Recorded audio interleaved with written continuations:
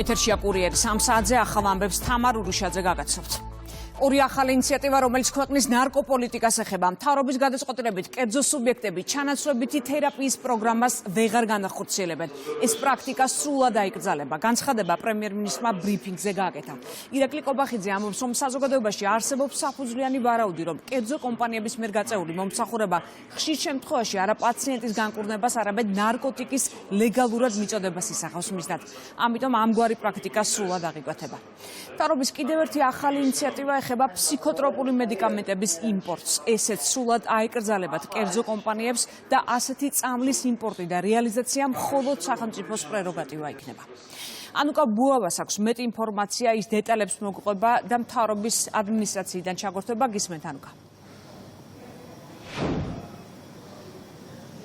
საქართველოს მთავრობის მეთაურმა ორი ახალი ინიციატივის წარდგენამდე ვრცლად ისაუბრა ნარკომანიაზე, როგორც მსოფლიო გამოწვევაზე და მათ შორის გამოწვევაზე საქართველოშიც. მან თქვა, რომ სახელმწიფო იქნება უკომპრომისო ნარკორეალიზატორების მიმართ და ისაუბრა ასევე ფსევდოლიბერალური იდეოლოგიასთან დაკავშირებით იმაზე, თუ როგორც ცდილობს ფსევდოლიბერალური იდეოლოგია ფართოდ და მიზანმიმართულად გავრცელებას ნარკომანიის. ირაკლი კობახიძემ თქვა, რომ სწორედ ფსევდოლიბერალური იდეოლოგია ცდილობს წარმოაჩინოს ნორმალურ მოვლენად მარიხუანას და კლუბური ნარკოტიკის მოხმარება ერთგვარ მოდად, რაც ადამიანის ჯანმრთელობას, როგორც პრემიერ-მინისტრი ამბობს, მნიშვნელოვან ზიანს აყენებს და ამ მიმართულებით ირაკლი კობახიძემ თქვა, რომ სახელმწიფო გადადგამს აქტიურ და ეფექტურ ნაბიჯებს ამ პრობლემების აღმოსაფხრელად ერთის მხრივ და მეორეს მხრივ იმ მიმართულებით, რომ შეეწინააღმდეგოს მაქსიმალურად ფსევდოლიბერალურ იდეოლოგიას. ნარკომანია არის უმძიმესი ზენი, რომელიც სერიოზული პრობლემაა არა მხოლოდ საქართველოსთვის, არამედ მსოფლიოს ქვეყნების უდიდესი უმრავლესობისთვის. ფსევდოლიბერალური იდეოლოგია, რომლის უმთავრესი მიზანი საზოგადოების დეგრადირება და მისი მანიპულირების გაიოლება, სხვა მაგერებებთან ერთად მიზანმიმართულად ცდილობს სხვადასხვა ქვეყანაში ნარკომანიის ფართოდ გავრცელებას, რის ერთ-ერთი მაგალითი ჩვენი ქვეყანაცაა. ამგვიდრებენ ტერმინს ლიბერალური ნარკოპოლიტიკა, რომლის დეკლარირებული მიზანი ნარკომანიის შემცირება, სინამდვილეში კი სწორედ ნარკომანიის ფართოდ გავრცელებას ემსახურება. ფსევდოლიბერალური იდეოლოგია ცდილობს მოდურ მოვლენად წარმოაჩინოს მარიხუანის და ეგრეთ წოდებული კლუბური ნარკოტიკების მოხმარება, რომლებიც ისეთივე გამოსწორებელ ზიანს აყენებს ადამიანის ფსიქიკურ და ფიზიკურ ჯანმრთელობას, როგორც ნებისმიერი სხვა ნარკოტიკული საშუალება. ჩვენი ვალია მაქსიმალურად დაუპირისპირდეთ ფსევდოლიბერალურ დღესასრიგს და დავიცვათ ჩვენი საზოგადოება და ახალგაზრდები კიდევ ერთი მძიმე სენისგან, ნარკომანიისგან, რომელსაც ხელოვნურად გვახვევენ თავს. რაც შეეხება თავად ინიციატივებს, პირველი ინიციატივა ეხება ჩანაცვლებით პროგრამას, ეგრეთ წოდებული მეტადონის პროგრამას, რომელშიც აქამდე ჩართული იყვნენ კერძო კომპანიები, როგორც პრემიერ-მინისტრმა თქვა, თუმცა ამ სიახლის მიხედვით ახლა ეს უფლება კერძო კომპანიებს ჩამოერთმევათ და სრულად სახელმწიფო გადაიბარებს, ვინაიდან მათ აქვთ კომერციული ინტერესი, როგორც მთავრობის მეთაური ამბობს და ნაცვლად პაციენტის განკურნებისა ისინი ორიენტირებული იყვნენ აქამდე ლეგალურად ნარკოტიკული საშუალებების მიწოდებაზე კონკრეტული ადამიანების მიმართ, რაც პრემიერ-მინისტრის თქმით მნიშვნელოვანია რომ აღიკვეთოს. სწორედ ამიტომ იქნა ეს გადაწყვეტილება მიღებული, როგორც მთავრობის მეთაური ამბობს და შესაბამისად ირაკლი კობახიძის თქმით მას შემდეგ, რაც უკვე სახელმწიფო გადაიბარებს ამ უფლებამოსილებას, იქნება მკაცრი კონტროლი იმისთვის, რომ არ მოხდეს ლეგალური ნარკომანიის ახალისება ქვეყანაში და შესაბამისად აქტიური ნაბიჯები გადაიქმნება ამ მიმართულებით, რომ მაქსიმალურად მოიფხვრას არსებული პრობლემები. როგორც ცნობილია, ჩანაცვლებით თერაპიისთვის გამოიყენება ისეთი პრეპარატები, როგორიც არის მეტადონი და ბუპრენორფინი. საზოგადოებაში არსებობს საფუძვლიანი ვარაუდი, რომ კერძო კომპანიების მიერ გაწეული მომსახურება ხშირ შემთხვევაში არა პაციენტის განკურნებას, არამედ მისთვის ნარკოტიკული საშუალების ლეგალურად მიწოდებას ისახავს მიზნად. იმ პირობებში, როდესაც კერძო კომპანიას აქვს პირდაპირი კომერციული ინტერესი პრეპარატის რეალიზაციის მაქსიმალურად გაფართოების მიმართ, ბუნებრივია მას აქვს ძლიერი სტუნება არა პაციენტის განკურნებაზე, არამედ პრეპარატის რეალიზაციაზე იყოს ორიენტირებული. ამგვარი პრაქტიკა სრულად უნდა აღიკვეთოს. აქედან გამომდინარე მივიღეთ გადაწყვეტილება სრულად აკრძალოთ ჩანაცვლებითი თერაპიის პროგრამების განხორციელება კერძო სუბიექტების მიერ. ძალზე მნიშვნელოვანია ჩანაცვლებითი მკურნალობის განხორციელებაზე, რომელიც მაღალი რისკის შემცველ სამედიცინო საქმიანობათა კატეგორიას განეკუთვნება, სრული პასუხისმგებლობა აიღოს სახელმწიფომ, რომელიც თავისი დაწესებულების მეშვეობით კურნალობის პროცესში ერთიანი სტანდარტის დამკვიდრებას უზრუნველყოფს. გამგაცრდება კონტროლი ჩანაცვლებითი თერაპიის სახელმწიფო პროგრამების განხორციელებაზე. კაცრად იქნება უზრუნველყოფილი, რომ თითოეული მომსახურება პაციენტის მაქსიმალურად სწრაფ განკურნებას მოემსახუროს და არ მოხდეს მისი ბოროტად გამოყენება ეგრეთ წოდებული ლეგალური ნარკომანიის სასახალისებლად. ასევე დღეს თხოვე საქართველოს ჯანდაცვის მინისტრს უზრუნველყოს ჩანაცვლებითი თერაპიისთვის განკუთვნილი ინფრასტრუქტურის მაქსიმალურად მოკლე ვადებში გატანა მჭიდროდ დასახლებული სივრცეებიდან. დღეს ამ ინფრასტრუქტურის მნიშვნელოვანი ნაწილი სწორედ მჭიდროდ დასახლებული სივრცეებშია განთავსებული, რაც ადგილობრივი მოსახლეობის საფუძვლიან ან უკმაყოფილებას იწვევს.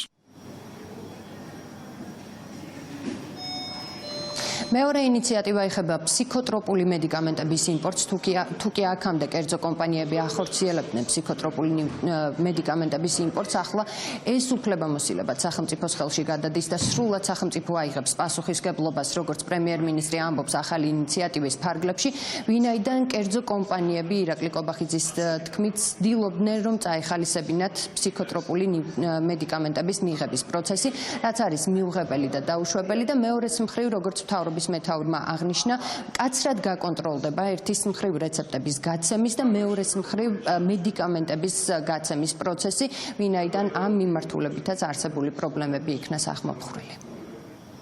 ზედაპირული ანალიზით ცხადყოფს, რომ დღეს საქართველოში ფსიქოტროპული მედიკამენტების, განსაკუთრებით ბენზოდიაზეპინების მოხმარება გონივრულ მაჩვენებელს ნიშნულოვნად აღემატება, რაც ამყარებს საზოგადოების საფუძვლიან ეჭვს იმასთან დაკავშირებით, რომ ნარკოტიკული დანიშნულებით ამ მედიკამენტების გამოყენება საქართველოში ფართოდ გავრცელებული პრაქტიკაა.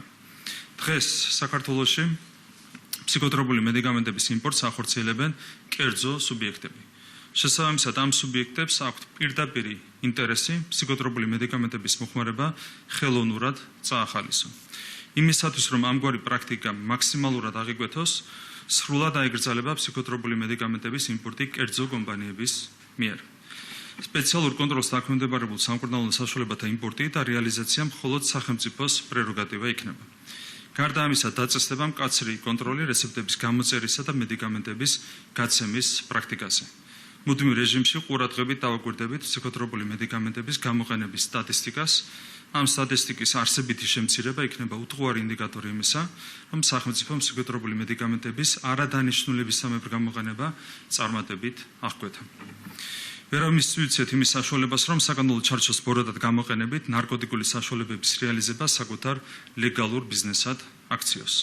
ჩვენს მიერ მომზადებული საკანონმდებლო ცვლილებები სწორედ ამგვარი პრაქტიკის აღკვეთას ისახავს მიზნად.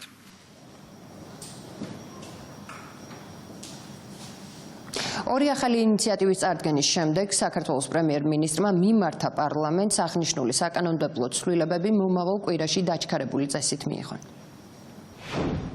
მადლობა მთავრობის ადმინისტრაციიდან ანუკა ბუავა საუბრობდა. ბრიუსელმა უნდა შეწყვეტოს პოლიტიკურად მოტივირებული დანაშაულების გამართლება და მართლმსაჯულებაში პოლიტიკური ჩარევა, წერს შალვა პაპუაშვილი. პარლამენტის თავმჯდომარე სტრასბურგის სასამართლოს გადაწყვეტილებებს იხსენებს და აცხადებს, რომ ევროკავშირის ბიუროკრატები ბოდიშის ნაცვლად ქართულ სახელმწიფოზე უსამართლო თავდასხმებს განაგრძობენ. მანამდე გასვალდა ევროკავშირის პრეს-სპიკერის განცხადება, რომელმაც საქართველოში ოპოზიციის ლიდერების დაკავებას პოლიტიკურად მოტივირებული უწოდა. შეფასებებს ლელა ჯავახიშვილი გაგვაცნობს, ის კურიაში უერთდება. ლელა, გისმენთ. პარლამენტის თავმჯდომარე ევროკავშირის ოფიციალური პირების მხრიდან მართლმსაჯულებაში ჩარევასა და პოლიტიკური ნიშნით დანაშაულების გამართლებაზე მიუთითებს. არგუმენტად მოჰყავს ის გახმაურებული საქმეები, სადაც ასევე ფიგურირებდნენ თავის დროზეც ოპოზიციონერი ლიდერები და რასაც მაშინაც პოლიტიკურ დევნად აფასებდნენ პარტნიორები, თუმცა მოგვიანებით ამ საქმეებზე სტრასბურგის სასამართლო ქართული მართლმსაჯულებების გადაწყვეტილებებს ძალაში ტოვებდა. შალვა პაპუაშვილი წერს, რომ ევროპელი ბიუროკრატები ევროპული ღირებულებებისგან აცდენილები არიან და უსამართლო თავდასხმებს განაგრძობენ. ბრიუსელმა უნდა შეწყვიტოს პოლიტიკურად მოტივირებული დანაშაულების გამართლება და მართლმსაჯულებაში პოლიტიკური ჩარევა. სამწუხაროა, რომ ბრიუსელი არ ითვალისწინებს წარსულის გაკვეთილებს, როდესაც სააკაშვილის, მელიას, გვარამიას, რუსთავიორის თუ სხვათა საქმეებზე სტრასბურგის სასამართლო ყოველ ჯერზე ამხელდა ამგვარი ჩარევის უსამართლობას. ევროკავშირის ბიუროკრატები და პოლიტიკოსები ევროპული ღირებულებების ერთგული რომ ყოფილიყვნენ, წესით სტრასბურგის სასამართლოს ყოველი მსგავსი გადაწყვეტილების შემდეგ ქართველ ხალხს მათგან ბოდიში უნდა მოესმინა. თუმცა ნაცვლად ბოდიშისა ქართულ სახელმწიფოზე უსამართლო თავდასხმებისა და იმავე მანკიერ წრეზე სიარულს ვხედავთ. საგარეო და უსაფრთხოების პოლიტიკის საკითხებში ევროკავშირის პრეს-სპიკერის განცხადებას პოლიტიკურ დევნაზე ბუნებრივია სრულად იზიარებენ ხელისუფლების ოპონენტები, მათ შორის ის პარტიები, რომელთა ლიდერებიც დაკავებულები არიან, ამბობენ, რომ ისინი პარტნიორებთან ამ კუთხით განაგრძობენ კომუნიკაციას, პარალელურად კი ხელისუფლებაზე ზეწოლის მიზნით ითხოვენ სანქციებსაც. ხალხელია რომ ეს არის პოლიტიკური დევნა და კომისიის შექმნის მიზანიც ეს იყო რომ პოლიტიკური ლიდერები დაეპატრონებინა და ასე გაგრძელდება ჩვენ ხომ ხედავთ ხო ამას ვისაც ოდნა ობიექტური აზრი შეგვიძლია გამოვიტანოთ შექმნილი მდგომარეობით და თუ სიამდვილეში რა ხდება ქვეყანაში თუ როგორ ერთმანეთს მიყოლებით დემოკრატიის ყველა კერა არის განადგურების პიკას მისული. დღითი დღე ჩვენი მეგობარი ქვეყნები უფრო მკაფიოდ და კრიტიკულად აფასებენ ქართული ოცნების ძალადობრივ რეპრესიულ ხელისუფლებას და აკეთებენ განცხადებს, რომ შეუძლებელია გაგრძელდეს ასე ცხოვრება. ჩვენ ვაგრძელებთ მუშაობას საერთაშორისო ველზე მარტივი გზავნილებით, რომ დღეს საქართველოს ყავს პოლიტიკური პატიმრები, რომელთა გათავისუფლებაც არის პრინციპის და ღირსების საკითხი. იმ გამოხმაურებებზე, რაც მოჰყვა ოპოზიციონერი ლიდერების დაკავებას, დღეს კომენტარი გააკეთა პრემიერ-მინისტრმა. ირაკლი კობახიძემ ერთის მხრივ საუბრა იმაზე, რომ საფუძველი, რის გამოც არიან დაკავებულები დღეს კონკრეტული პარტიების ლიდერები, გაცილებით მკაცრ სასჯელს ითვალისწინებს ხშირ შემთხვევაში ევროკავშირის წევრ სახელმწიფოებში. მეორეს მხრივ კი განაცხადა, რომ განვითარებულ მოვლენებზე პასუხისმგებლობა უნდა იგრძნონ თავად უცხოელმა აქტორებმაც, რომლებიც პარლამენტის ლეგიტიმაციის არაღიარებას ახალისებდნენ. ყველა შეუძლია პირველ რიგში გადახედოს ევროკავშირის წევრი ქვეყნების კანონმდებლობა, სადაც ხშირ შემთხვევაში კიდევ უფრო მკაცრი სანქციები არის დადგენილი საპარლამენტო საგამოძიებო კომისიაში გამოუცხადებლობისთვის, ეს ერთი. და მეორე, როდესაც საუბარია უცხოელებზე, რომლებიც ახალისებდნენ პარლამენტის ლეგიტიმაციის არაღიარებას, ჩვენი რადიკალური ოპოზიციის მხრიდან, მათ თავად უნდა იგრძნონ პასუხისმგებლობა იმ ყველაფერზე, რაც ხდება. ხო, რეალურად ისინი არიან სწორედ ის სუბიექტები, რომლებმაც გამოიყვანეს რადიკალური ოპოზიცია პარლამენტიდან და შეიყვანეს ციხეში. ეს ჩვენ არ გავიგეთებია. ეს გააკეთეს სწორედ რადიკალური ოპოზიციის პატრონებმა, მათ გამოიყვანეს რადიკალური ოპოზიცია პარლამენტიდან და მათ შეიყვანეს ისინი ციხეებში. რატომ? იმიტომ რომ ისინი მიზანმიმართულად ჩართეს რევოლუციურ პროცესებში, რომელიც დასრულდა სრული ფიასკოთი. საერთაშორისო კრიტიკასთან დაკავშირებით რამდენიმე დღის წინ პარლამენტის თავმჯდომარემ ასევე კიდევ ერთი განცხადებაც გაავრცელა და დაწერა, რომ ევროპა და ევროკავშირი ყოველთვის ერთი და იგივე არ არის. ამ პოსტს მან თან დაურთო ოპოზიციის ლიდერების მხარდამჭერი კონკრეტული ევროპარლამენტარების ფოტოც. მადლობა ლევა ჯავახიშვილი საუბრობდა პირდაპირ ეთერში. კამპანია საქართველოს ეროვნული ინტერესების წინააღმდეგ. მმართველი გუნდი ოპოზიციისა და არასამთავრობო ორგანიზაციების ქმედებებზე საუბრობს და აცხადებს, რომ უვიზო მიმოსვლა ეს არის თემა, რომლის გამოყენებასაც ისინი ქვეყნის წინააღმდეგ ცდილობენ.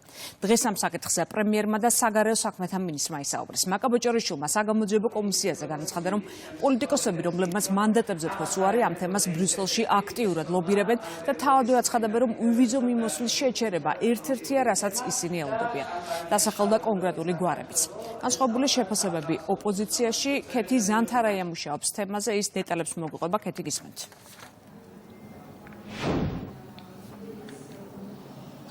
საქართველოს წინააღმდეგ გადადგმული მორიგი დამაზიანებელი ნაბიჯი ასეთი არის სახელმწიფო გუნდის შეფასება და ბრალდება ოპოზიციის წინააღმდეგ, როგორც უკვე აღნიშნეთ, საგარეო საქმეთა მინისტრმა დღეს პარლამენტის დროებითი საგამოძიებო კომისიის ხდომაზე კონკრეტულ ფაქტებთან დაკავშირებით ისაუბრა, რომელიც მისივე შეფასებით ადასტურებს იმას, თუ რას ლობირებენ რეალურად ოპოზიციის წარმომადგენლები, როდესაც ისინი ვიზიტებით იმყოფებიან ბრიუსელში და ამ კონკრეტულ შემთხვევაში საუბარი არის საქართველოსთვის ვიზა ლიბერალიზაციის გაუქმების შესაძლო საფრთხესთან დაკავშირებით. დღეს ქვეყნის პირველმა დიპლომატმა კონკრეტული სახელები და გვარები დაასახელა, ვინც ამ კამპანიაში მონაწილეობს. მისივე შეფასებით და თქვა, რომ ახლა ოპოზიცია ელოდება, რომ ბრიუსელში იქნება ეს გადაწყვეტილება მიღებული და ეს მოლოდინი აქვთ მათ იმ ვიზიტებიდან, რომელსაც ისინი მართავენ. საგარეო საქმეთა მინისტრის თქმით, ეს იქნება ახალი ინსტრუმენტი საქართველოს წინააღმდეგ ნაბიჯებისთვის.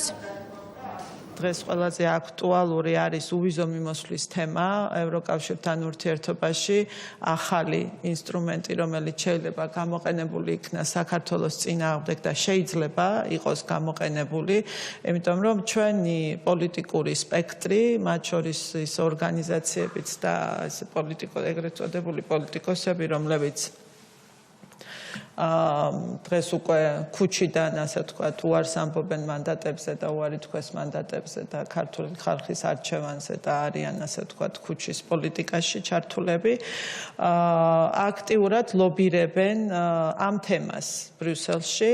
ეს თქვენ გახსოვთ, შარშან შემუშავდა სხვადასხვა ვიზიტების დროს, მათ შორის იყო მახსოვს სამადაშვილიც, იყო მახსოვს ვაშაძეც ბრიუსელში, იყო თუ არ ვცდები ზურაგირჩი ჯაფარიძეც და აქტიურად მუშაობდნენ იმ ღონისძიებებზე, რაც შეიძლებოდა გამოყენებული ყოფილიყო საქართველოს ქართული ოცნების ხელისუფლების წინააღმდეგ, იგივე საქართველოს წინააღმდეგ ამ შემთხვევაში, იმიტომ რომ ის ჩამონათვალი, რაც გაკეთდა, ყველანაირად მიმართული იყო ქართული საქართველოს ინტერესების დასაზიანებლად. მაშინ ეს თუ გახსოვთ, ერთ-ერთი ეს იდეაც ჰქონდათ, რომ გააქტიურებულიყო უვიზო მიმოსვლის შეჩერების იდეა და რაღაცნაირად ევროპულმა მხარემ ეს ასე ვთქვათ გვერდით გადადო იმ მომენტში და არ იყო ეს გამოყენებული, ალბათ სადღაც აღიაზრიც არსებობდა, რომ ეს სასჯელი რეალურად ეს არის სასჯელი ქართული ხალხისთვის, არ უნდა ამოქმედებულიყო. უვიზო მიმოსვლა არის მართლა ძალიან დიდი მონაპოვარი, რომელიც არ შეიძლება რომ არ ვიამაყოთ ჩვენ როგორც ქართული ოცნების ხელისუფლებამ, რომ ეს ჩვენ გავაკეთეთ 2012 წლიდან 2018 წლამდე პერიოდში. საჭირო იყო თემა, რომელიც გავლენას მოახდენდა არჩევნებზე. ეს ერთ-ერთი ის თემა იყო მოაზრებული, რომელსაც შეიძლებოდა გავლენა მოახდინა არჩევნებზე. ხა ეს რეალურად მოახდენს გავლენას თუ არ მოახდენს, მეორე საკითხია, ასევე ეგონათ კანდიდატის სტატუსისარმოცემით ამოყირავდებოდა ქართული ოცნების ხელისუფლება და აქ შეიცვლებოდა ხელისუფლება და ეს იქნებოდა რევოლუციის, ასე ვთქვათ, საფუძველი. ასეთივე შეიძლება ეგონოთ და იყოს ამ აზრის, ასე ვთქვათ, მხარდამჭერები და შეიძლება ეს ინსტრუმენტი გამოიყენონ. რაღაცნაირად არის რეზერვში და ჩვენ ხედავთ, გააქტიურდნენ, არაერთხელ ახსენა ეს თინა ბეკუჩავამ, სხვაებიც ახსენებენ, რომ უვიზო მიმოსვლის შეჩერება არის ერთ-ერთი, რასაც ისინი მოელიან, რომ გამოყენებული იქნება საქართველოს წინააღმდეგ. საქართველოს წინააღმდეგ და არა ქართული ოცნების წინააღმდეგ ამ სიკეთით სარგებლობს ყველა საქართველოს მოქალაქე, ვისი მხარდამჭერიც არ უნდა იყოს ის და ნამდვილად დიდი მონაპოვარია.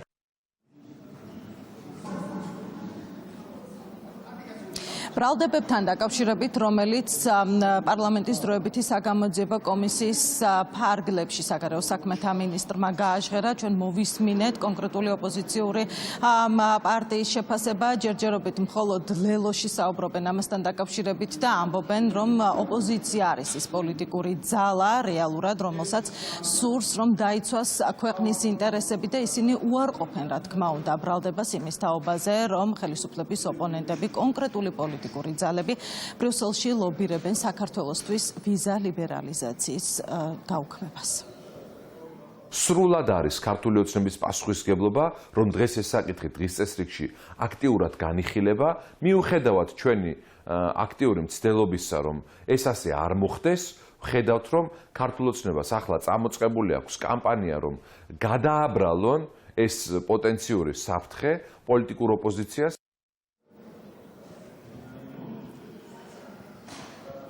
კამპანიური ხასიათის არის პრემიერ-მინისტრის შეფასებით ის ქმედებები, რომელსაც მიმართავენ ხელისუფლების ოპონენტები. ირაკლი კობახიძის განცხადებით, ჯერ იყო, რომ ოპოზიციის წარმომადგენლები დაინტერესებული იყვნენ და კონკრეტულ ნაბიჯებს დგამდნენ იმასთან დაკავშირებით, რომ საერთოდ არ მიეღო ქვეყანას ვიზა ლიბერალიზაცია. ამ ასე ვთქვათ, მიღწეული ნაბიჯის შემდეგ ახლა ცდილობენ, რომ საქართველოს გაუქმდეს ევროპასთან უვიზოდ მიმოსვლის შესაძლებლობა.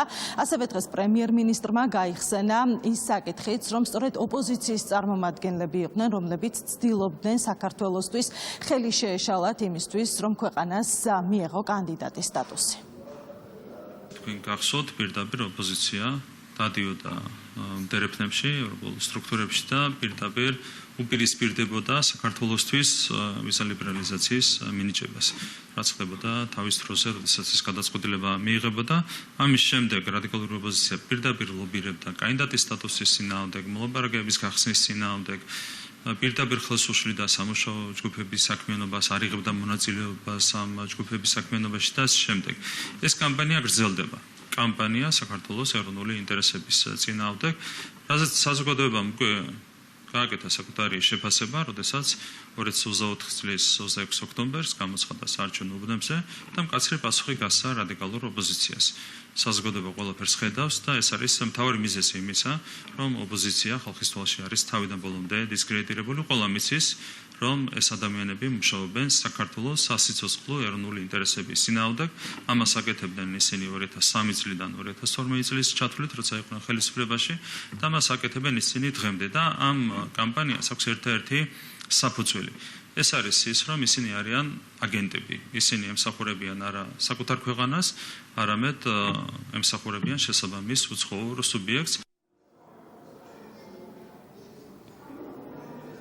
საქართველოს ინტერესებით მოქმედებისკენ სახელისუფლებო პარტია და ქართული ოცნება კიდევ ერთხელ მოუწოდებს ოპოზიციას.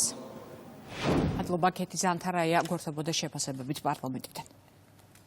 2012-25 წლებში ზოგიერთი პოლიტიკოსის მხრიდან საქართველოს აგრარულ-პოლიტიკური მიზნების საზიანოდ განხორციელებული ქმედებები იყო დღეს მთავარი თემა დროებითი საგამოძიებო კომისიის ხდომაზე. კომისიის წინაშე წარსდგნენ განათლების კომიტეტის თავმჯდომარე გივი მიქანაძე და საგარეო საქმეთა მინისტრი მარკა ბოჭორიშვილი. მათ ისაუბრეს ბოლო წლებში ოპოზიციის მხრიდან საქართველოს წინააღმდეგ მიმართულ კამპანიაზე, რომლის მიზანიც მათი შეფასებით ქვეყნის იმიჯის დაზიანება, ევროკავშირთან დაახლოების პროცესის დისკრედიტაცია და ხელისუფლების შეცვლა იყო. ქვეყნას არ მიეღო ვიზა ლიბერალიზაცია და კანდიდატის სტატუსი. აჩვენებდა იმას, რომ კამპანია შავი ხვრელი საქართველო ეს ალბათ არ უნდა დაგვრჩეს ყურადღების მიღმა. ის ყოველგვარი საფუძვლის გარეშე გამალებული კამპანია, რომელიც მიდიოდა ჩვენი ქვეყნის ფარგლებს გარეთ, რომ საქართველო წარმოჩენილიყო შავხრელად, თქვენ გახსოვთ უსამართლო წერილები, რომელიც ფრიალებდა მათ შორის უკრაინის ხელისუფლების წარმომადგენლების მხრიდან თითქოს რაღაც არასწორად კეთდებოდა საქართველოში, თუმცა არანაირი ამის მტკიცებულება თუ საფუძველი არ ყოფილა. აქტიურად საქართველოში ჩვენი პარლამენტის ტრიბუნიდან ქართველი პოლიტიკოსები ოპოზიციიდან მე მახსოვს ძალიან კარგად ნაცვლიშვილის ერთი გამოსვლა, სადაც ვეღარ დავთვალე რამდენჯერ იხმარა სიტყვა შავი ხვრელი, რომ ეს კარგად გამჩდარიყო და კარგად გასულიყო, რომ ეს თემა თითქოს და იყო აქტიური. აქტიურად ლობირებდნენ, რომ საქართველოსთვის ხელი შეეშალათ ასოცირების შეთანხმების ხელმოწერაზე და მერაბიშვილის საქმე და სამართლებრივი საქმეები გამხდარიყო ამის, ასე ვთქვათ, საფუძველი და მიზეზი, რის გამოც საქართველოს შეიძლებოდა გადაწეულიყო გვერდით. ამას აკეთებდნენ და დღეს ძალიან ვინ აკეთებდნენ ამას? ვინ იყო ასოცირების შეთანხმების წინააღმდეგ ვინც იყო? ხო, ხა დელეგაციაში ვინც იყვნენ, მაშინ ყველა აქტიურად მუშაობდა, ხა კანდელაკის სახელი არაერთხელ გაჟღერდა და ეს იყო ადამიანი, რომელიც ძალიან ხშირად დადიოდა და ლობირებდა და ყველანი ვინც იყვნენ დელეგაციაში, მათ შორის ხა სამადაშვილიც ყოველთვის აქტიურობდა ამ პროცესებში, თქვენ გახსოვთ და შემდგომ ხა ბოკერიაც იყო, იქ ბევრი იყვნენ, ვინც დადიოდნენ ბრიუსელში, ამათ მათი დღის წესრიგი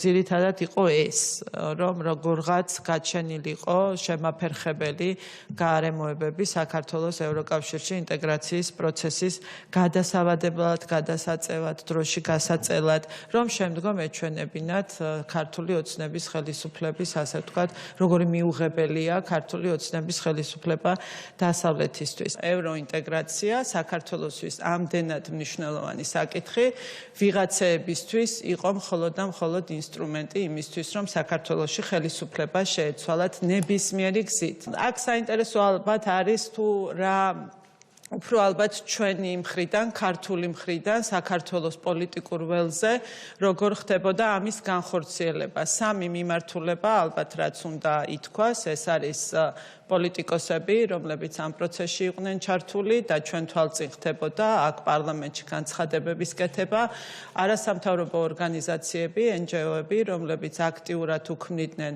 აკადემიურ, ასე ვთქვათ, შეფუთვას ამ ყველაფერს, მედია, რომელიც გახდა ძალიან აქტიური საგარეო ფლანგზე. ჰქონდათ ინტენსიური კომუნიკაცია სხვადასხვა პოლიტიკურ ჯგუფებთან და ამ პოლიტიკურ ჯგუფებს შორის ყველაზე მეტად გამოკვეთილად ჩანს ევროპის სახალხო პარტიის პოლიტიკური ჯგუფი და ლიბერალებისა და დემოკრატების ჯგუფი, ეგრეთ წოდებული ALDE. შემადგენლობაში შედიოდნენ თინა ბოკუჩავა, სალომე სამადაშვილი, აქ იყო გიორგი კანდელაკი, ზურაბ ჭიაბერაშვილი, ზურაბ გირჩი ჯაფარიძე, ნინო დოლიძე, ნონა ქურდოვანიძე, გიორგი ბურჯანაძე. იქ იყო გამჭვირვალობა საქართველოს წარმომადგენელი ონიანი, თუ არ ვცდები, და სხვა თინა ხიდაშელი. გაჩნდა იდეა იმის შესახებ, რომ უბრალოდ იდეა კი არა, გაჩნდა წინადადება კონკრეტული, რომ დელეგაციის უფლებამოსილება ცნობილი ყოფილიყო კონკრეტული დათქმებით. ცალსახად დავაფიქსირეთ, რომ არანაირი დათქმა ჩვენთვის მისაღები არ იქნებოდა. გეგმა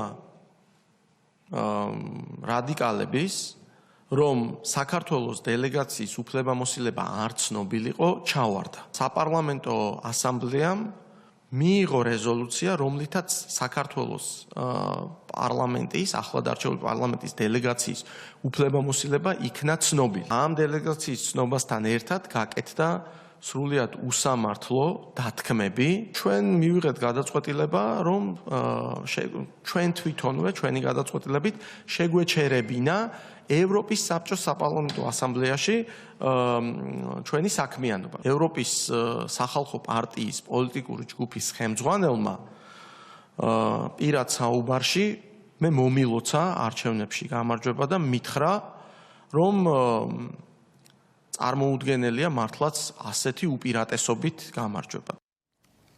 პარლამენტის დროებითი საგამოძიებო კომისიის თავმჯდომარემ დღეს პლენარულ სხდომაზე შუალედური ანგარიში წარადგინა. თეატრულუკიანმა კომისიის საქმიანობა შეაჯამა და პარლამენტს ვადის გახანგრძლივების მოთხოვნით მიმართა. აქცენტი გაკეთდა იმ 6 საკითხზე, რაზეც კომისია მუშაობს, ეს არის 2008 წლის აგვისტოს ომი, ძალადობა და უფლებების შელახვის ფაქტები, 2012-25 წლებში სახელმწიფო წინააღმდეგ მიმართული ქმედებები, მედიის თავისუფლება, ბიზნესის რეკეტი და კორუფცია. კესო ქაფიანძე უფრო დეტალურად მოგვიყვება, რაზე გაკეთდა აქცენტი, გისმენთ კესო. დღევანდელი პლენარული სხდომა დაიწყო დროებითი საგამოძიებო კომისიის შუალედური ანგარიშის მოსმენით. კომისიის თავმჯდომარემ, როგორც აღნიშნა, ამ დრომდე 42 სხდომა უკვე ჩატარდა, მათ შორის მოусმინეს 150-მდე პირს და განიხილეს 7-ზე მეტი განცხადება. როგორც თეატრულუკიანმა აღნიშნა, კომისიამ მიმართა უკვე საკანონმდებლო ორგანოს ერთი თვით გაუხანგრძლივდეთ მათ სამუშაო პერიოდი, რადგან არ არის საკმარისი ამ მათი საქმიანობის 5 ივლისი და ისინი მოითხოვენ 5 აგვისტომდე მოხდეს სამუშაო პერიოდის გახანგრძლივება, როგორც თეატრულუკიანმა აღნიშნა, იმ 6 ძირითადი საკითხის გარდა, რომელსაც იკვლევს კომისია, დასკვნის შესავალ ნაწილში იქნება საუბარი იმაზე, თუ როგორ მოვიდა ნაციონალური მოძრაობა ხელისუფლებაში, როგორც თეატრულუკიანმა აღნიშნა, ასევე საყურადღებოა ის ფორმა, რა ფორმით იმ გადატრიალებაზე და გაყალბებულ არჩევნებზე საუბრობს წულუკიანი, რასაც ჰქონდა ადგილი 2003 წელს, როგორც უკვე გითხარით, შესავალ ნაწილში ამას დაეთმობა ყურადღება, ხოლო რაც შეეხება ძირითადი ნაწილი, ეს იქნება ის 6 ძირითადი თემა, რაზეც კომისია ამ პერიოდის განმავლობაში მსჯელობს: ადამიანის უფლებების შელახვა, კორუფცია, საკუთრების უფლების ხელყოფა, ბიზნესის რეკეტი 2008 წლის აგვისტოს ომი და 2012-2025 წლებში ანტისახელმწიფოებრივი ქმედებები ქართული ოპოზიციის მხრიდან. როგორც უკვე იკვეთება, კომისიის დასკვნა იქნება უმძიმესი თავისი შეფასებებით, რომლებიც გაკეთდება 6-ვე თემაზე. ეს გახლავთ 2008 წლის აგვისტოს ომი, ეს გახლავთ ძალადობა, ადამიანის წინააღმდეგ ჩადენილი დანაშაულები, როგორც თავისუფლების აღკვეთის დაწესებულებებში, ასევე მათ მიღმა.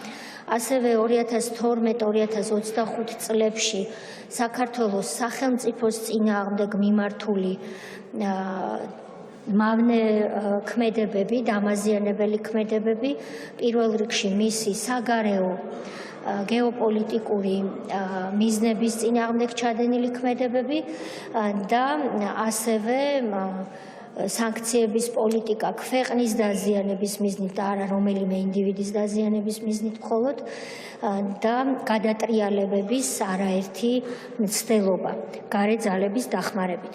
ასევე ჩვენი თემაა, როგორც თქვენთვის ცნობილია, მედია თავისუფლება, ბიზნესის რეკეტი და კორუფცია. ყველა ამ თემაზე არ იქნება არც ერთი თემა, რომელზეც შეფასებები არ იქნება უმძიმესი. ჩვენ ამ დასკვნის გაცნობის შედეგად ალბათ კითხვაც გაგვიჩნდება, როგორ მოიყვანა და რა ძალით მოიყვანა ქართულმა ოცნებამ მშვიდობიანად ჩვენი ქვეყანა დღემდე. კომისიის თავმჯდომარემ კანონმდებლების შეკითხვებსაც უპასუხა, ყურადღება გამახვილდა იმ პირებზე, რომლებიც არ გამოცხადდნენ დროებითი საგამოძიებო კომისიის ხდომებზე, როგორც თია წულუკიანმა აღნიშნა, პენიტენციურ დაწესებულებებში მათ უკვე გადაეგზავნათ ხელახალი მოწვევა და ისინი დაბარებულები არიან დისტანციური ჩართვით. კომისიის შემდეგ ხდომაზე თია წულუკიანმა ასევე აღნიშნა, რომ 2 ივლისს ისინი ელოდებიან გიორგი გახარიას და როგორც მან აღნიშნა, თუ კი გიორგი გახარია არ გამოცხადდება კომისიის ხდომაზე, ეს იქნება მისი პოლიტიკური გარდაცვალება.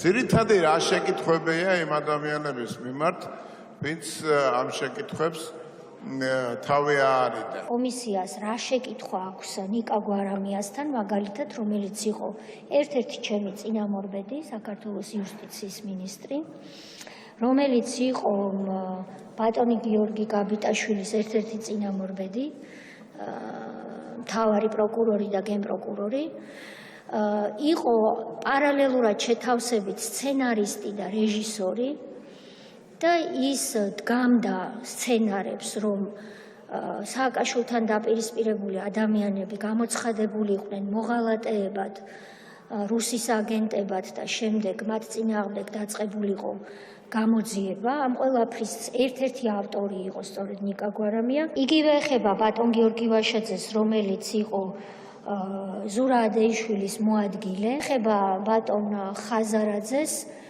ჩვენ არაერთი მოქალაქე გამოვკითხეთ, ბიზნესმენები, რომლებმაც პირდაპირ თქვეს, რომ მამუკა ხაზარაძე იყო ნაციონალური მოძრაობის დანამატი.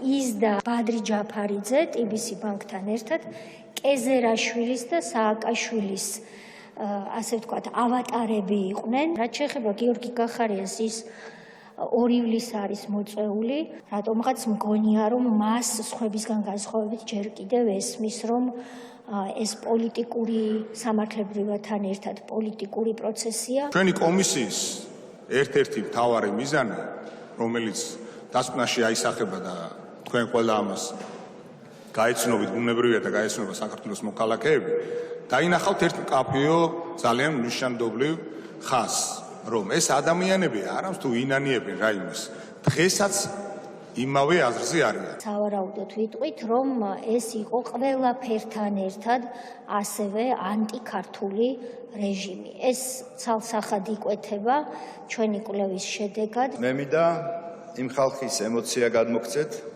ამ პერიოდის განმავლობაში სამეგრელო იქნებოდა სვანეთი, ქვემო სვანეთი, რომ ხვდებოდნენ და მინდა რომ გადმოგცეთ. რომ ყველა მეუბნებოდა, რომ ძალიან მაგარ საქმეს აკეთებთ. დიდი მოკითხვა, სიყვარულით და რომ არ გაჩერდეთ. განსაკუთრებით ძალიან ჭიხიდან, იმიტომ რომ თქვენ იცით სამეგრელო სათარეშო იყო აი ამ რეჟიმის და ეგ ყველაზე დიდი ტრაგედიები დაატრიალეს და უბედურებები სამეგრელოში, ასე რომ ყველა იმედით არიან. ეს არის ის ერთ-ერთი რეგიონი, რომელსაც ძალიან დიდი სისასტიკე დაატყდა თავს ნაციონალური მოძრაობის რეჟიმის დროს და უნდა აღინიშნოს, რომ ეს არის ის რეგიონი, სადაც დღესაც გარკვეული შიში არის ცოცხალი. დროებით საგამოძიებო კომისიას მუშაობის პერიოდი ერთი თვით გაუხანგრძლივდება. ამის შესახებ დღეს უკვე იმსჯელეს საკანონმდებლო ორგანოში პლენარულ სხდომაზე კანონმდებლებმა. ამ დრომდე მე შეგახსენებთ, რომ კომისიას უკვე ჩატარებული აქვს 42 სხდომა, მათ შორის მოусმინეს 150-მდე პირს და როგორც დღეს კომისიის თავმჯდომარემ აღნიშნა, დარჩენილია 2 საჯარო სხდომა 2 ივლისს და 30 ივნისს, სადაც უნდა მოусმინონ გიორგი ვაშაძეს, ნიკა გვარამიას, მამუკა ხაზარაძეს, ბადრი ჯაფარიძეს და გიორგი გახარიას. მადლობა კესო კაფეინძე საუბრობდა პირდაპირ ეთერში. სესიაზე გადის მმართველი გუნდის ინიციატივა, რომელიც საერთო სასამართლოების შესახებ კანონს ეხება. სასამართლო შენობაში, დარბაზსა და ეზოში ფოტო, ვიდეო გადაღება და ტრანსლაცია დაუშვებელი იქნება. გადაღება მხოლოდ სასამართლოს ან სასამართლოს უფლებამოსილ პირს შეეძლება. ცვლილებები დღეს იურიდიულ საკითხთა კომიტეტზე პირველი მოსმენით განიხილეს. ნანა გოგატაძე ჩაგორთება პოლიტიკური შეფასებებით პირდაპირ ეთერში გისმენთ ნანა. საერთო სასამართლოების შესახებ კანონში შესატან ცვლილებებთან დაკავშირებით სულ ცოტა ხნის წინ ისაუბრა მთავრობის მეთაურმა ირაკლი კობახიძემ კიდევ ერთხელ განმარტა ამ კანონის მიზნობრიობა და ის თუ რატომ გახდა საჭირო მისი დღის წესრიგში შემოტანა. მთავრობის მეთაური ამბობს, რომ ხდებოდა უხეში ჩარევა სასამართლო სისტემაზე და ამის მაგალითად მან მოიყვანა ის უახლესი წარსული, თუ როგორ დაიბარა ამერიკის შეერთებული შტატების საელჩოს წარმომადგენელმა ერთ-ერთი მოსამართლე და კონსტიტუციის დარღვევით თუ როგორ მოსთხოვა მას ანგარიშის ჩაბარება. მთავრობის მეთაური განმარტავს, რომ ამ კანონის ერთადერთი მიზანი არის სასამართლო სისტემის დამოუკიდებლობის გაძლიერება. ეს არის ძალიან მნიშვნელოვანი ცვლილებები, რომელიც ემსახურება სასამართლო სისტემის დამოუკიდებლობის გამტკიცებას. თქვენ გახსოვთ, როგორი პროცესები წარიმართებოდა ქართული მართლმსაჯულების დამოუკიდებლობის წინააღმდეგ. მათ შორის პირდაპირ უხეში ჩარევის ფაქტები ძალიან კარგად გახსოვთ, როგორ დაიბარეს მაგალითად ამერიკის საელჩოს წარმომადგენელმა, უბრალოდ როგორ დაიბარა ერთ-ერთი მოსამართლე ბატონი ჩხიკვაძე და როგორ მოთხოვა საქართველოს კონსტიტუციის დარღვევით ანგარიში კონკრეტულ საქმესთან დაკავშირებით. ისიც გახსოვთ, რომ მოგვიანებით სტრასბურგის სასამართლომ დაადასტურა მოსამართლის გადაწყვეტილების სამართლიანობა. თუმცა ფაქტი დარჩა ფაქტად და არავის ამერიკის საელჩოდან ამ უხეში ჩარევისთვის სამწუხაროდ პასუხის საზოგადოების წინაშე არ გაუწია. ეს არის სამწუხარო რეალობა. ჩვენ მართლმსაჯულების სისტემა სჭირდება დამოუკიდებლობის გამტკიცება და რეალურად ყველა ეს ცვლილება, რომელიც არის ასახული კანონპროექტში, რომელსაც განიხილავს საქართველოს პარლამენტი, ყველა ეს ცვლილება ემსახურება სწორედ სასამართლოს და ქართული მართლმსაჯულების დამოუკიდებლობის კიდევ უფრო მეტად გამტკიცებას. შეფასებები კეთდება ოპოზიციაშიც, ხელისუფლების ოპონენტები კრიტიკულად უყურებენ და აფასებენ ახალ ცვლილებებს და ამბობენ, რომ მისი ერთადერთი მიზანი არის სიმართლის დამალვა და ამტკიცებენ იმასაც, რომ კანონი არის შემზღუდავი. ამორალურია, რომ ადამიანებს 5-7 წლის პატიმრობისთვის იმეტებენ და მათი სიტყვის მოსმენის და მათი სიტყვის თვისუფლებას არის უკვე შეზღუდული და გადაგურებული. დაპირისპირებას და ხვაურს ხედავთ, იმიტომ რომ 19-20 წლის ბიჭებს იჭერენ 5-7 წლით. იმ ვითარებაში, როდესაც კიდევ ვიმეორებ, ჩვენ არ გვაქვს სამართლიანი სასამართლო. რა თქმა უნდა, ყველანაირი მეთოდი უნდა იყოს გამოყენებული იმისთვის, რომ მოსახლეობას ჩვენს მოქალაქეებს გქონდეთ ინფორმაცია მათ შორის სასამართლო დარბაზებიდან. და ოცნება თუ მართლაც ძლიერი და ხალხის მხარდაჭერის მქონე პარტია აქვთ, უფრო მეტად გაათავისუფლოს ეს პროცესი, რა პრობლემაა? როცა ისინი დესტრუქციაზე და რადიკალიზმზე საუბრობენ, საკუთარ დესტრუქციულობას და საკუთარ რადიკალიზმს მიხედონ. ის რაც სხვა ქვეყანაში არის მიღებული და დასაშვები, რატომ არის საქართველოში შემზღუდავი, სწორედ ეს შეკითხვა აქვთ ახლა ქართული ოცნების წარმომადგენლებს. მმართველი გუნდის ლიდერები კიდევ ერთხელ განმარტავენ, რომ ნებისმიერი კანონპროექტი, რომელიც კანონად იქცევა ქართული ოცნების ხელისუფლების პირობებში, ემსახურება მხოლოდ და მხოლოდ ქვეყნის დემოკრატიული ინსტიტუტების გაძლიერებას. ასევე საპარლამენტო უმრავლესობის ლიდერებმა დღეს გაიხსენეს წარსული და ბოლო თვეების განმავლობაში საქალაქო სასამართლოში მიმდინარე პროცესები, მაშინ როდესაც სასამართლოს სხდომების პარალელურად ფოიეში იყოს დაპირისპირება, ხმაური, ჩხუბი. ქართული ოცნების შეფასებით ეს იყო ერთგვარი ზეწოლა მოსამართლეებზე, რათა მათ დამოუკიდებელი და სამართლიანი გადაწყვეტილება ვერ გამოეტანათ. მთლიან პერიოდის მანძილზე ჩვენ ვადევნებთ თვალს ჩვენი მავნებელი ოპონენტები, როგორც ცდილობენ ინსტიტუციების დაანგრევას, ჩამოშლას, მათ საქმიანობაში ხელშეშლას და მათ შორის ის, რაც ამ პერიოდის მანძილზე ხდებოდა სასამართლოს დარბაზებში, სასამართლო პროცესებზე, იყო სწორედად სასამართლო სისტემაზე დარტყმა და მოსამართლეებისთვის ობიექტური და სამართლიანი განაჩენის გამოტანაში ხელშეშლა. Რა თქმა უნდა, როდესაც ყველა ქვეყანაში, მათ შორის ამერიკის შეერთებული შტატების მაგალითზეც რომ ავიღოთ, სადაც აუდიო, ვიდეო გადაღება, იკრძალება და პირიქით ადამიანები სხედან და ჩანახატებს აკეთებენ იმ პროცესის ვიზუალიზაციის გამოსახატად, რა თქმა უნდა, ჩვენს ქვეყანაშიც ალბათ ძალიან დროული და კიდევ შეიძლება ითქვას, რომ დაგვიანებულიც იყო. საერთო სასამართლოებში შესატან ცვლილებებს ცოტა ხანში უყრიან კეჭს პლენარულ სხდომაზე პირველი მოსმენი ცვლილებების მიხედვით სასამართლო სხდომების ფოტო, ვიდეო და აუდიო გადაღება იკრძალება. მადლობა ნანა გოგატაძე საუბრობდა პირდაპირ ეთერში. ცვლილებებს საერთო სასამართლოების შესახებ კანონში დადებითად აფასებს ნეიტრალური საქართველო. მოძრაობამ განცხადება გავრცელა, რომელშიც ნათქვამია, რომ კანონის გამკაცრება უზრუნველყოფს მართლმსაჯულების პროცესის ჯანსაღ გარემოში წარმართვას. ნეიტრალური საქართველოს წევრებმა კომენტარი მედიასთანაც გააკეთეს. დაუშვებელია იმ ხელოვნური ქაოსის და განუკითხაობის გაგრძელება, რაც სასამართლოში მოაწყვეს კოლექტიური ნაცმოძრაობის წარმომადგენლებმა, დესტრუქციულმა ძალებმა, მას შემდეგ რაც მათ ქუჩაში ძალადობის რესურსი აბსოლუტურად ამოეწურათ, გადაწყვიტეს რომ გადაინაცვლათ სასამართლო შენობებსა და დარბაზებში. ჩვენ შეგვიძლია ვნახოთ მარტივად დასავლური პრაქტიკა, ხო გნებავთ ამერიკული, გნებავთ ევროპული სახელმწიფოები, სადაც გაცილებით უფრო მკაცრია სასამართლოში ქცევის წესები. წლებია უკვე სასამართლო არის ქვეყნის გარედან შეტევის ერთ-ერთი მთავარი სამიზნე. მას შემდეგ რაც მათ არაერთი მცდელობის მიუხედავად ვერ მოახერხეს სასამართლოს დამოუკიდებლობის ხელყოფა და მიტაცება. უყურებთ კურიერს სამსაძე რეკლამის შემდეგ პირდაპირ ეთერში ბრუნდებით. პარლამენტი დაჩქარებული წესით განხილავს ცვლილებებს სიტყვისა და გამოხატვის თავისუფლების შესახებ კანონშიც. პროექტი პლენარულ სხდომაზე ამ წუთებში გადის. ცვლილება ცილის წამების ნაწილს ეხება. მოქმედი კანონით მტკიცების ტვირთი მსხვერპლის მხარესაა.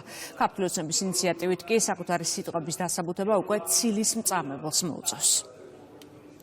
ცილის წამება განიმარტება როგორც არსებითად მცდარი ფაქტის შემცველი და პირის სახელის გამტეხი განცხადება. წარმოდგენილი ცვლილებების მიხედვით მოსარჩელის ნაცვლად მოპასუხეს როგორც ცილის წამების ავტორს სასამართლოში თავად დაეკისრება იმის მტკიცების ტვირთი, რომ მისი განცხადება არ შეიცავს არსებითად მცდარ ფაქტს მოსარჩელის შესახებ. ალბათ დამიდასტურებთ, რომ გარკვეულ შემთხვევებში შეიძლება ყველასთან მიმართებით არ და ვერ, მაგრამ ცალკეულ კონკრეტულ შემთხვევებში იმის გააზრება, რომ ცილის წამების შემთხვევაში, მცდარი ინფორმაციის და ტყუილის გავრცელების შემთხვევაში გამავრცელებელსვე მოუწევს ამ ყველაფერზე თავის მართლება და მტკიცება რამდენად მართალი იყო ისე როდესაც ამას ავრცელებდა, გარკვეულ პრევენციულ ზომებს მოახდენს სამომავლოდ ამ ძალიან მძიმე სენის, ეს დავარქვევ მე ცილის წამების გავრცელებისგან.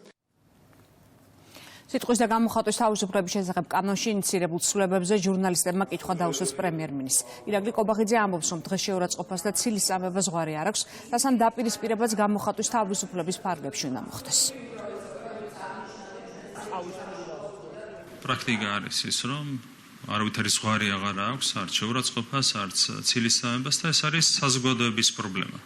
ეს არ არის რომელიმე კონკრეტული დავუშვათ პოლიტიკური სუბიექტის პრობლემა, ეს არის საზოგადოების პრობლემა. რა თქმა უნდა, შეურაცხყოფას, ცილის წამებას, ყველა მანკიერ გამოვლენებას ჩვენ უნდა დაუპირისპირდეთ, ბუნებრივია ეს უნდა მოხდეს გამოხატვის თავისუფლების ფარგლებში და ჩვენ რაზეც მსჯელობთ, ყველაფერი თავსებადია გამოხატვის თავისუფლების ძირითად უფლებასთან. ამ ძირითადი უფლების ფარგლებში ყველა საჯარო ზომა უნდა იყოს ბუნებრივია მიღებული. პროექტი ჯარის ბანაკი ოფიციალურად გაიხსნა. თავდაცვის სამინისტრო წელს მოსწავლეებს უკვე მესამედ მასპინძლობს. ცერემონია კოჯორში გიორგი ანწუხელიძის სახელობის სერჟანტთა აკადემიაში გაიმართა. საზაფხულო ბანაკის მონაწილეებს სიტყვით მიმართეს პრემიერმა, პრეზიდენტმა, თავდაცვისა და განათლების მინისტრებმა. წელს ჯარის ბანაკი 1700 მოსწავლეს მასპინძლობს. ჩვენი ჯარი, ჩვენი პატარა ქვეყნის მამაცი ერის უდიდესი ისტორიის უმნიშვნელოვანესი ნაწილია. ქართული ჯარი, როგორც მოგეხსენება, ჩვენი ჯარისკაცები, ჩვენი წინაპრები, ჩვენი გმირები, რომლებმაც გაიღეს თავარი სიცოცხლე იმისთვის, რომ დღეს ჩვენ ვართ დამოუკიდებელი, თავისუფალი და ძლიერი ქვეყანა და ეს პროცესი გრძელდება და რა თქმა უნდა ჩვენი ჯარის, ჩვენი ქვეყანაც ძლიერდება და დარწმუნებული ვარ, რომ უახლოეს მომავალში კიდევ უფრო მეტად ვიქნებით გაძლიერებული. რა თქმა უნდა ეს უნიკალური შესაძლებლობაა თქვენთვის და კეთილი შურით მინდა განვაცხადო, რომ დიდი სიამოვნებით ჩავერთვებოდი, რომ ყოფილიყავი თქვენი ასაკის წარმომადგენელი, იმიტომ რომ მართლაც უნიკალური პროექტია. თქვენი პროფესიის არჩევის დროს, როცა იქნებით წარმატებული პროფესიონალები თქვენ დარგში და თავისუფლები, აუცილებლად სამშობლოსთან ერთად უნდა იყოს ეს ყველაფერი. სამშობლო მუდმივად თან უნდა გდევდეთ ნებისმიერ თქვენს პროფესიაში და წარმატებაში.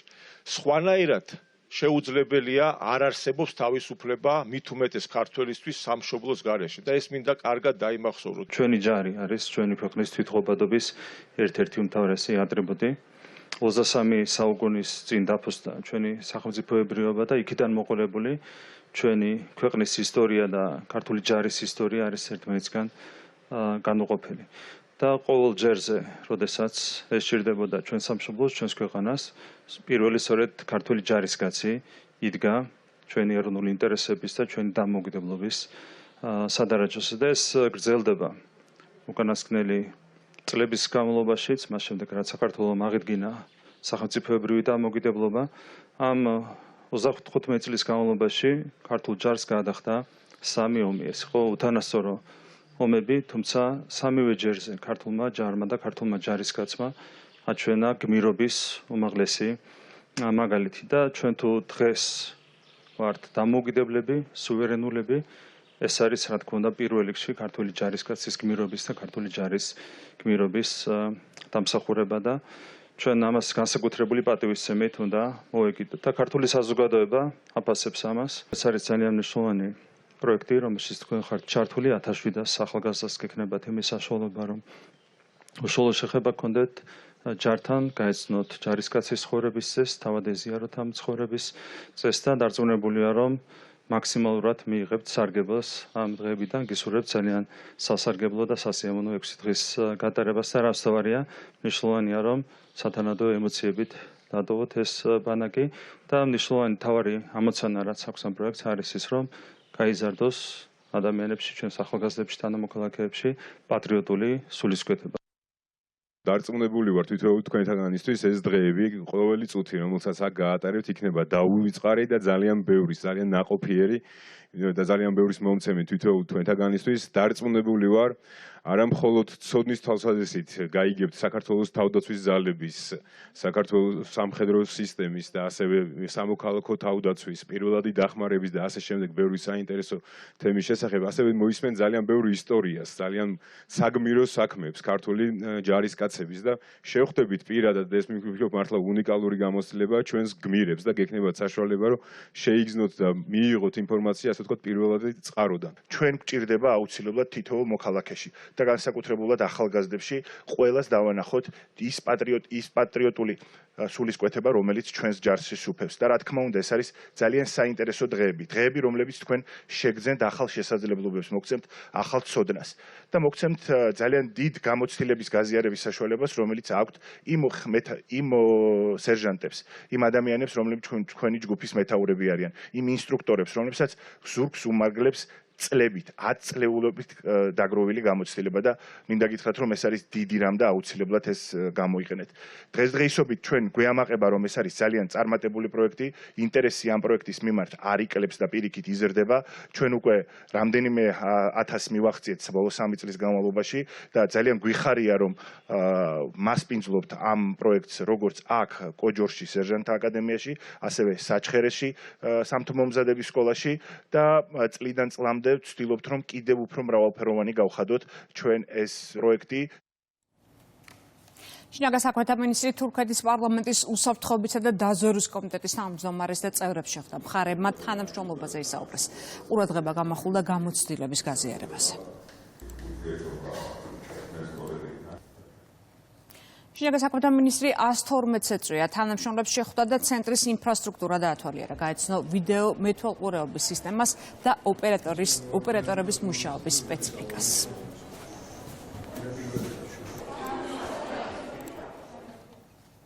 მიგრაციის დეპარტამენტმა საქართველოდან უცხო ქვეყნის 34 მოქალაქე გააძევა. მათ შორის არიან ინდოეთის, თურქეთის, ჩინეთის, რუსეთის, ირანის და აზერბაიჯანის მოქალაქეები. მათ საქართველოში შემოსვლა ეკრძალათ. ირანთან 12 დღიანი დაპირისპირების შემდეგ ისრაელის მთელ ტერიტორიაზე საგანგებო მდგომარეობასთან დაკავშირებული ყველა შეზღუდვა მოხსნილი. აღდგა სასწავლო და სამუშაო პროცესი. გაიხსნა საჰაერო სივრცე.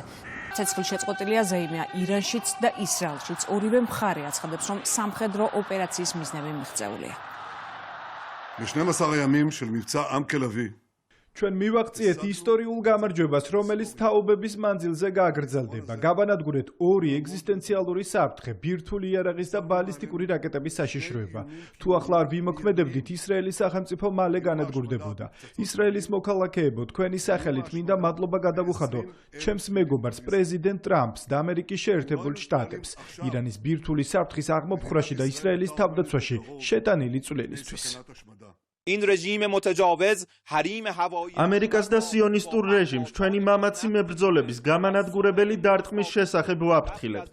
ალუდეიდას ამერიკულ ბაზაზე დარტყმა მათთვის გაკვეთილი უნდა გახდეს. წინააღმდეგ შემთხვევაში შემდეგ ჯერზე ისინი კიდევ უფრო ძლიერ პასუხს მიიღებენ უფრო მეტი სამიზნით, რომლებიც უკვე განსაზღვრული გვაქვს.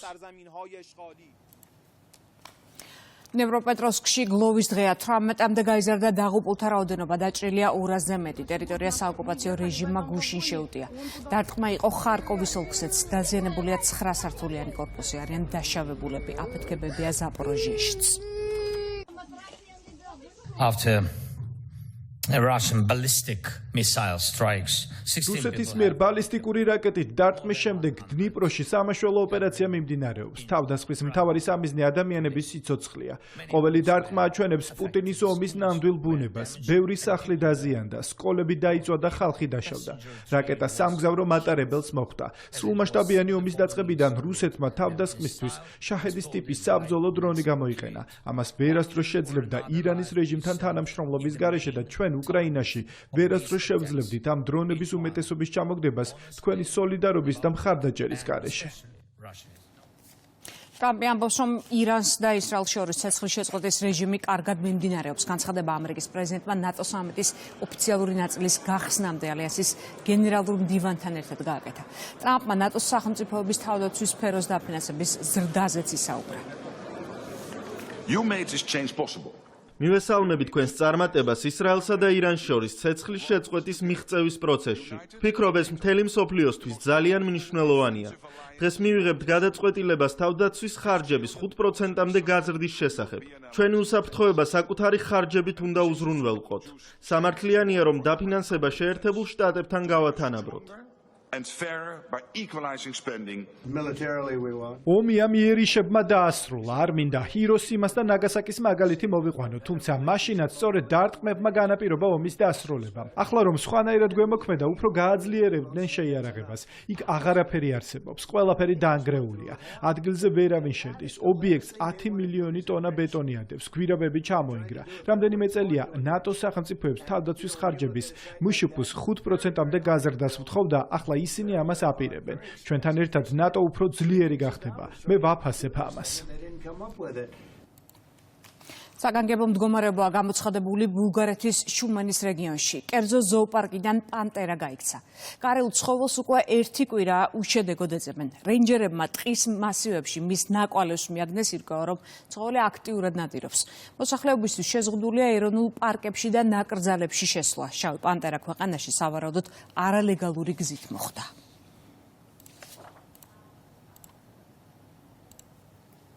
საბერძნეთის კუნძულ ქიოსზე ხანძარს ებრძვიან. ცეცხლმა ტყის მასივები გაანადგურა. ეგეოსის ზღვაში მდებარე კუნძულზე 400-მდე მეხანძრე, 100 ერთეული სპეციალური ტექნიკა და 30 ვერტმფრენია მობილიზებული. სტიქიის ზონაში გამოცხადდა საგანგებო მდგომარეობა. მიმდინარეობს მოსახლეობის ევაკუაცია.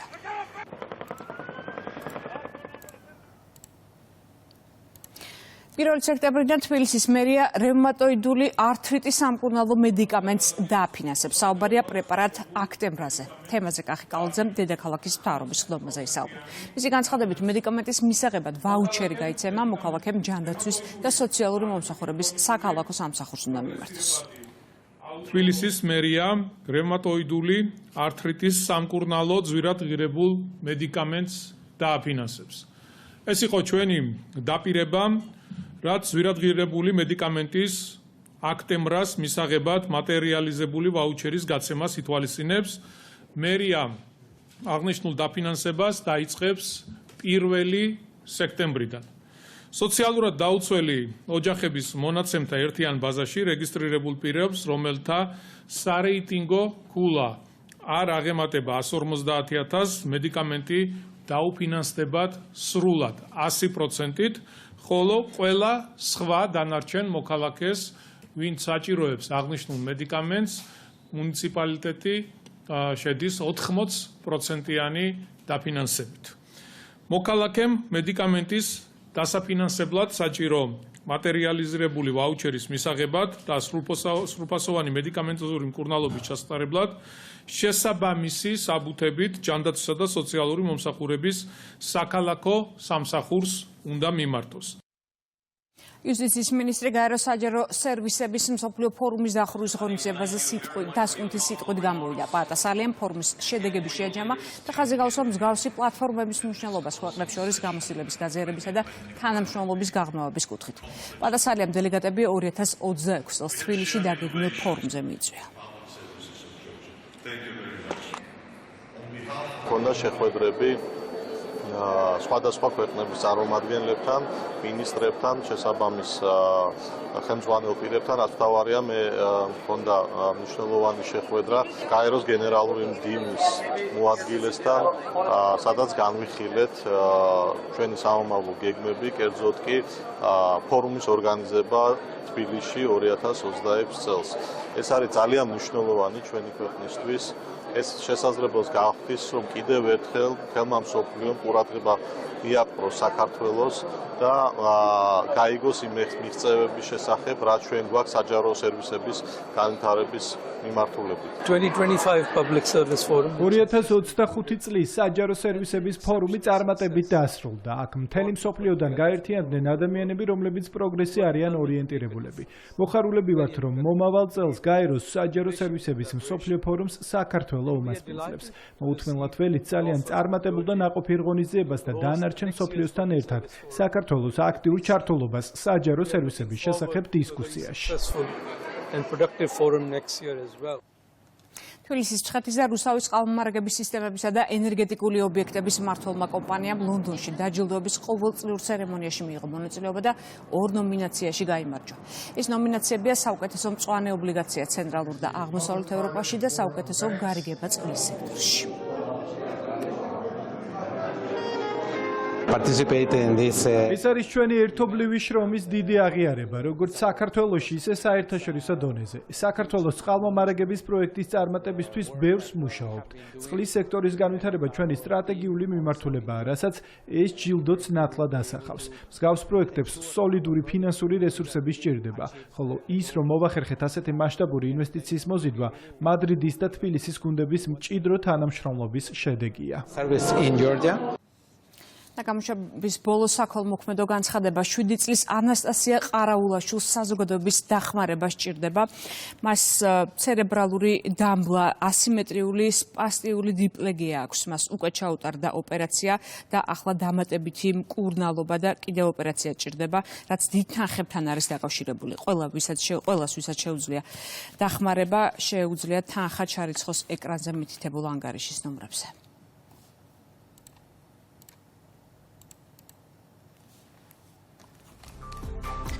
ხის სხვა სიახლეებს გაიცანთ ჩვენ ვებგვერდზე რუსავი 2.G კურიერი კი გემშვიდობებათ 6 სამდე.